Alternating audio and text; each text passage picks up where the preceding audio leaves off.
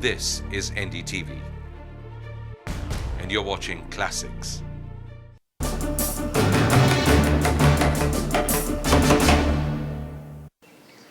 Behind the closely guarded walls of this mansion on Srinagar's Gupkar Road, 3 generations of the Abdullah family, adored by some and bitterly criticized by others. Amongst them, the youngest political face, Omar Abdullah, 13-month MP, is just getting ready to start his day, getting ready to face an election that could be the first real test of whether his political career will go beyond being the Chief Minister's son.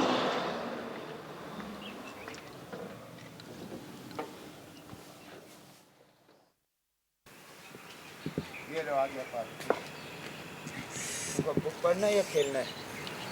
चलो आइए. Hi, morning. Hi, How are you? morning. Did we wake you up? No, Huh? he did.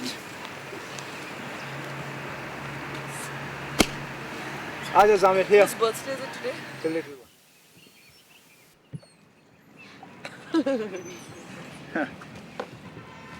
Here, come on. We'll read our book together. Okay. Yeah. Cool.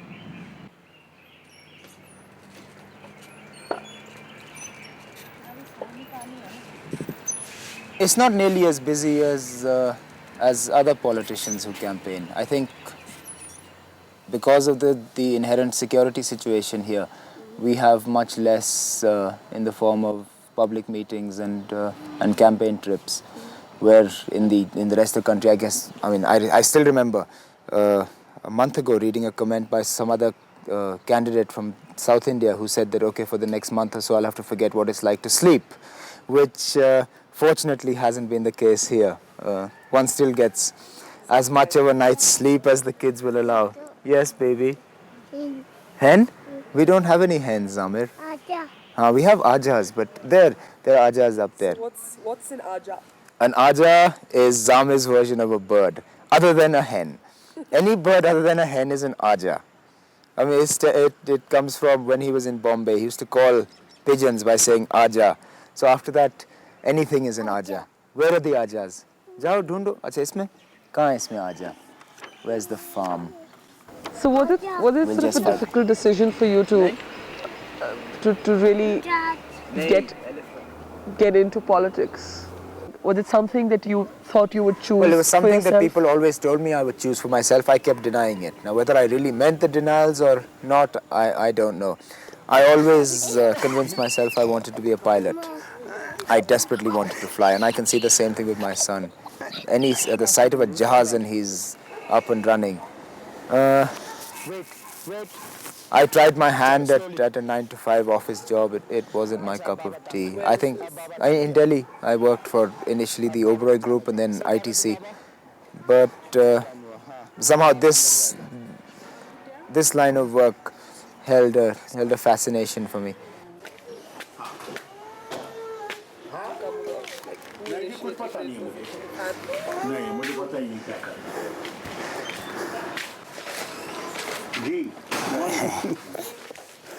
You sort of must hear all the time that your political identity is linked to being Farooq Abdullah's son. That's bound to happen.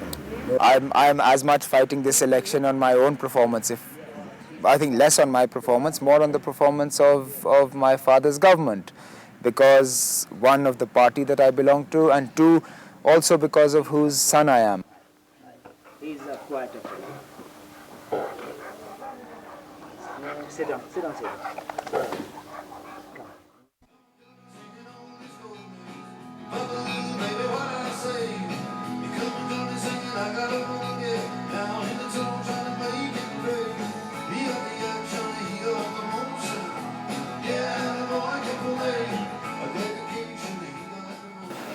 Spending the morning with the Abdullah household, watching Omar Abdullah play with his 2 little children, or standing here listening to the Dire Straits music coming out of the house, all create the impression of a somewhat reluctant politician, a little removed from the rough and tumble of election rallies. But Omar fights charges that he is not rooted in the politics and culture of the state.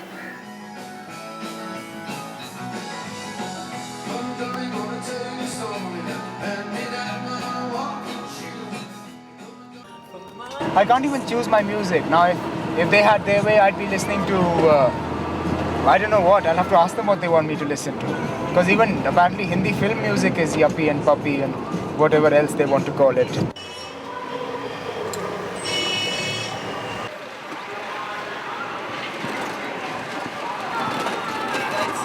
Omar Abdullah won from the predominantly Sunni constituency of Srinagar by a margin of over 1 lakh votes the last time.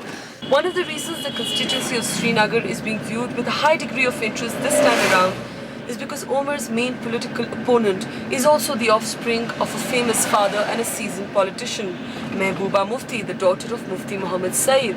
The conflict between the two seems rather intense. Mehbooba Mufti has described Omar as the son of the king of Jammu and Kashmir, calling her own family a family of strugglers. And what about her? Well, Where has she been all her life? Except for after she became an MLA, what has she done before that? The pampered son, I mean, she lives in huge bungalows. Her father was a union minister. She must have lived with him in Delhi.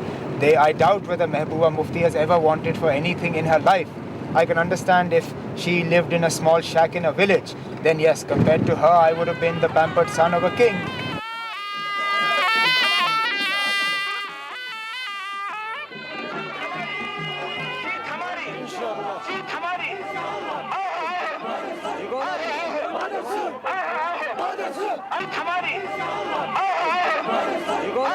यहाँ पे गरीब कश्मीर के गरीब आवाम को वादा दिया गया था आजादी का।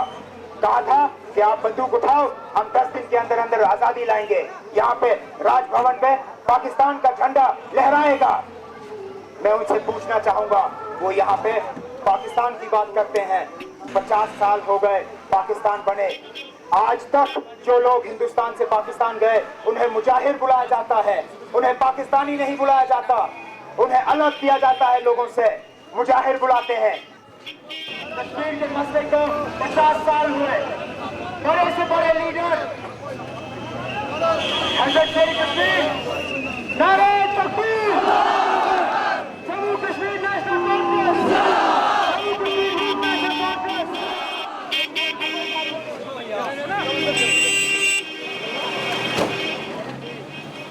There's a lot of talk of how the state is completely bankrupt and it doesn't have money, and that's the biggest issue. But don't you think that the ruling party has to take some accountability for that, for the management of the money that came in?